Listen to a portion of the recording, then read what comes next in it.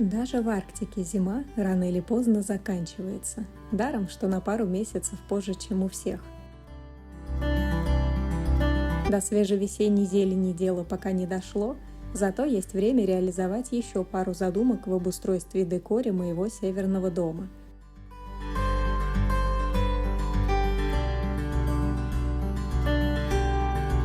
Сегодня займемся переделкой старой мебели и неожиданно поговорим о северных оленях.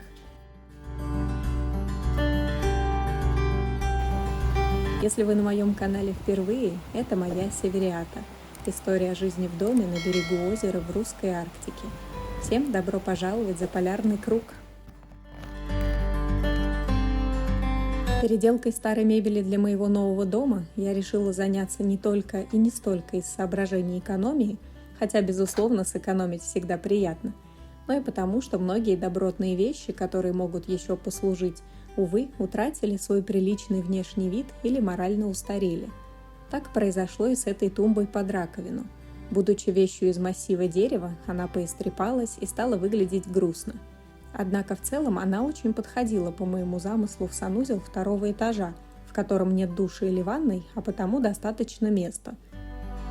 И поскольку в гостиной дома переделка старого буфета горки, о которой рассказывала в видео по ссылочке тут, вполне удалась, я решила, что возьмусь и за эту тумбу. В первую очередь убрала старые ручки и зашпаклевала отверстия от них. Немного пошкурила тумбу и покрыла ее грунтом. А затем приступила к покраске. Цвет был выбран матовый черный, в поддержку черно-белому полу в санузле. Когда краска высохла, покрыла тумбу 2 слоями матового лака, на этот раз правильного, без какого-либо намека на глянцевый блеск. Новые ручки для тумбы были найдены только в неподходящем к задумке цвете бронзы, поэтому были покрашены в серебро краской из баллончика. Решено было расположить их на новом месте, посередине дверцы. Возможно, это чуть менее удобно, но зато насколько более благородным станет внешний вид.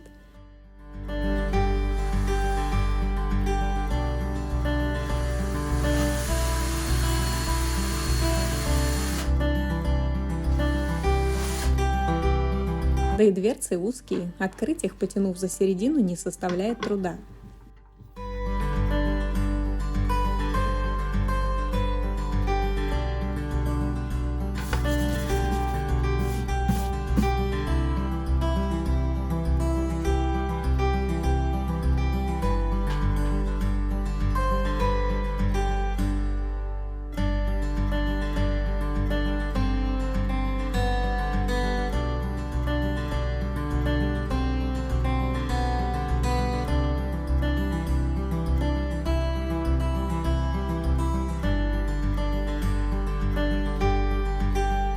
Ну, и вы же заметили, как новые ручки сочетаются с узором пола?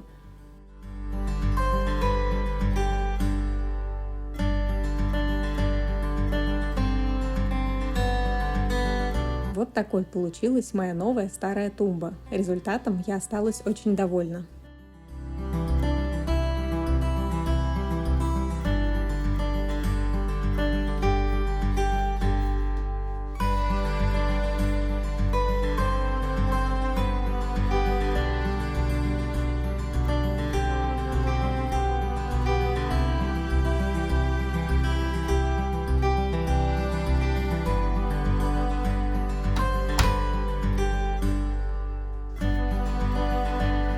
Короткая передышка с по-настоящему весенним солнцем и далеким шумом быстрой речки, и снова за дело.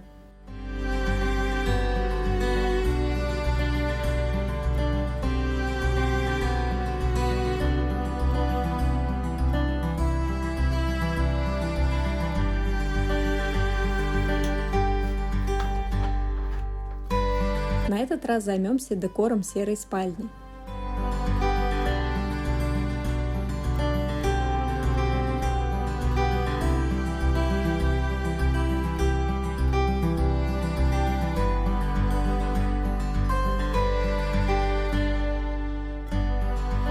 Однажды, листая в Мурманской областной библиотеке фотоальбом о Лавозере, Саамском селе в центральной части Кольского, я увидела фотографию. На черно-белом зерне старого снимка сияло солнце. Так ярко, что под его лучами не сразу и заметишь главных героев. Словно рождающиеся из самого снега и солнечного света проступают очертания рогов, и вдруг ты понимаешь, что перед тобою оленье стадо, устремившееся вперед, за горизонт, навстречу солнцу. Так и назвал эту фотографию ее автор, фотожурналист и уроженец Кольского Александр Михайлович Степаненко. А я поняла, что хотела бы смотреть на это фото снова и снова. Заполучив его в большом формате, решила повесить в серой спальне, где это черно-белое солнце никогда не будет опускаться за горизонт, прямо как во время полярного дня на Кольском. Изображенные на фото северные олени – уникальные животные. Из-за сурового арктического климата у них, к примеру, не кожаный, а полностью мохнатый нос, дабы спокойно копаться в снегу в поисках любимого мха ягеля. А глаза меняют цвет с золотистого на синий с приходом полярной ночи, таким образом, чтобы сетчатка собирала больше света, позволяя животным видеть в тусклом зимнем освещении. Зимние синие оленьи глаза в 1000 раз более чувствительны к свету, чем летние золотистые. К тому же они единственные видят ультрафиолетовое излучение, что помогает лучше находить светлый мох в белом снегу. А еще у них, единственных из семейства, у самок есть рога, которые они сбрасывают ежегодно, но в разное с самцами время, чтобы иметь возможность прокормиться и защитить себя суровой зимой. Так что знаменитый главный северный олень Санта-Клауса Рудольф, как и остальные в его зимней летучей упряжке, в новогоднюю пору либо должны быть безроги, либо никак не могут быть самцами.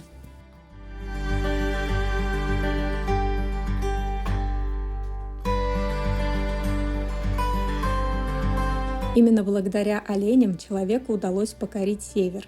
Олень здесь и пропитание, и тепло, и дом, и транспорт. Тысячи лет глубокой полярной ночью вглядывается он своими синими глазами в бескрайнюю тундру, где почти не оставляет следа.